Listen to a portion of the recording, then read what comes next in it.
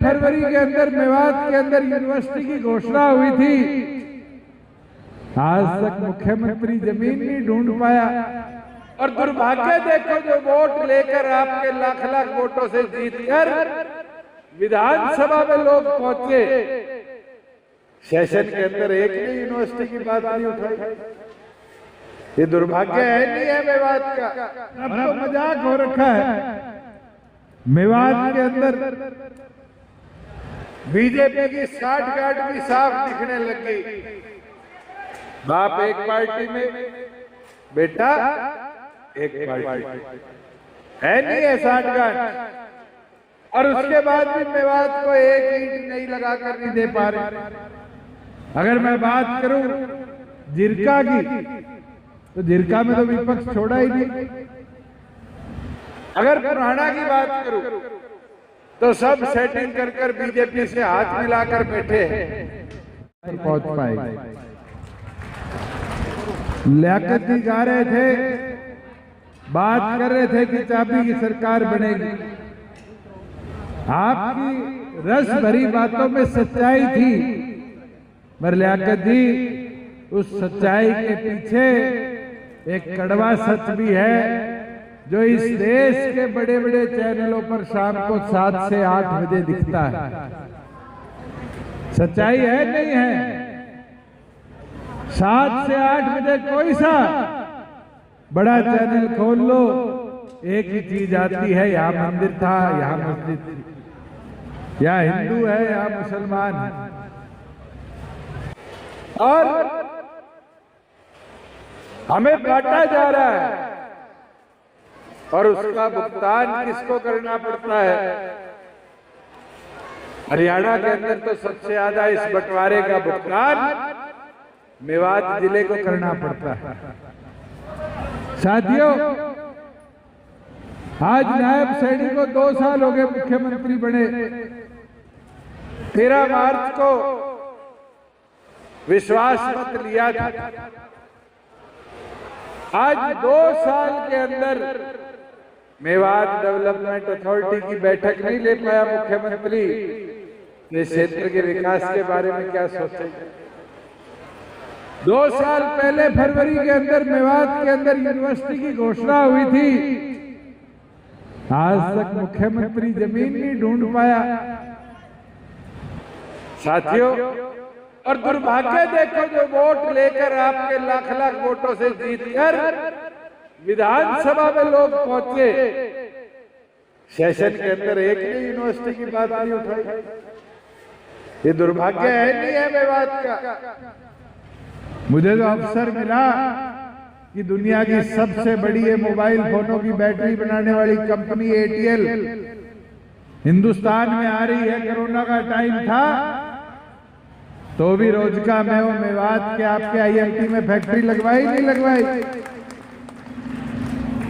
और 500 करोड़ का केंद्र से बजट लेकर इसी आईएमटी के अंदर इलेक्ट्रिकल अप्लायंस पार्क मंजूर कराया नहीं कराया? इससे भला किसका होगा? अपने इस पिछड़े क्षेत्र का।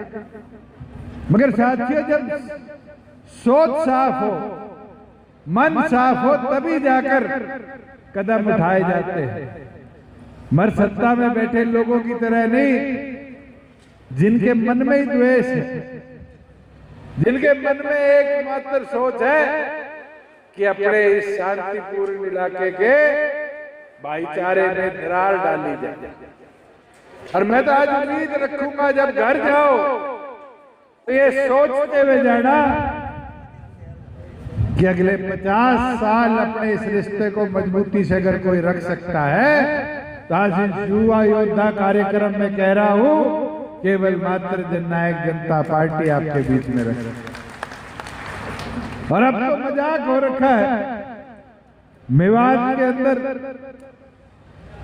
बीजेपी की साठगांठ भी साफ दिखने लगी।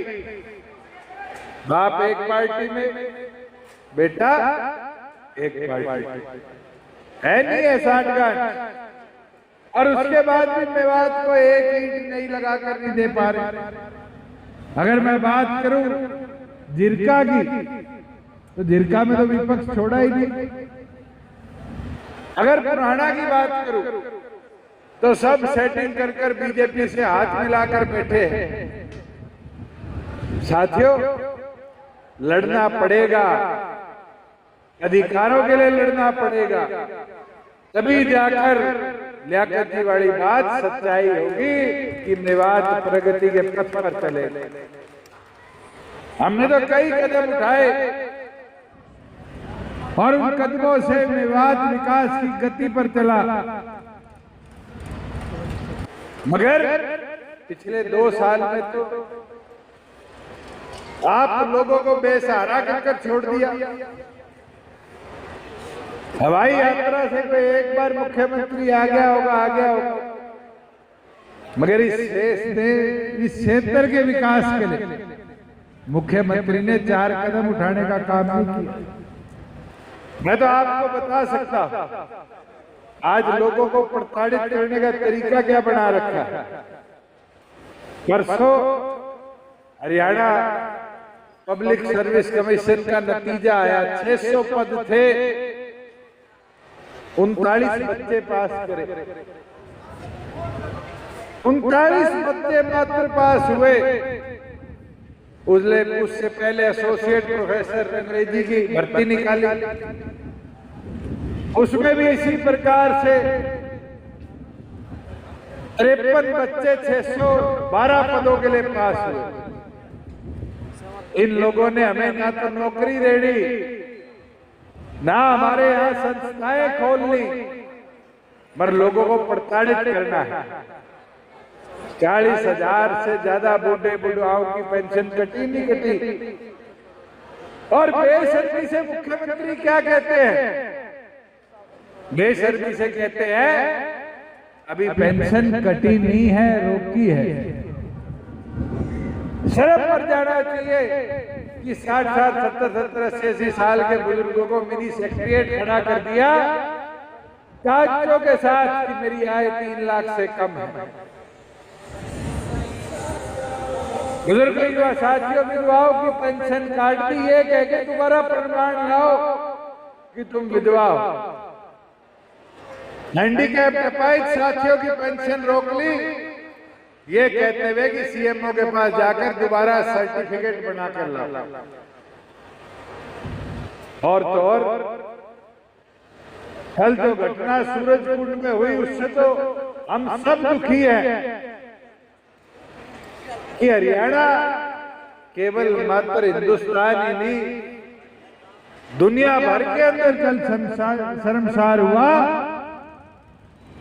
क्योंकि अंतरराष्ट्रीय जो हमारा हैंडीक्राफ्ट मेला था सूरजकुंड का, उसमें हैंडीक्राफ्ट को जगह ना देते हुए झूले लगाए गए कि पैसा फालतू कमाया जाए। और ना वहां कोई इंतजाम थे, ना व्यवस्था थी, ना चेक और बैलेंस थे। उससे हमारे पुलिस के एक इंस्पेक्टर की जान गई, 13 लोग घायल हुए। और मुख्यमंत्री ट्वीट करते हैं। साथियों, ये चीज समझने देखने की है। इस क्षेत्र के पानी की व्यवस्था के लिए जो बड़े बड़े वादे करेंगे, आज तक उन पर एक कदम उठाने का काम सरकार ने नहीं किया। आज शिक्षा के स्तर को उठाने के लिए जो चौटाला साहब ने मेवात का अलग से कैडर बनाया था, उसमें एक नई भर्ती इन लोगों ने करने का काम नहीं किया, बल्कि इनकी सोच है कि अगले 6 महीने में कैबिनेट लाकर उस मेवात कैडर को समाप्त कर दिया जाए कि आपके यहाँ पढ़ाने वाले शिक्षक शिक्षिकाएं भी यहाँ के स्कूल छोड़कर दूसरे स्कूलों में चले जाए। साथियों,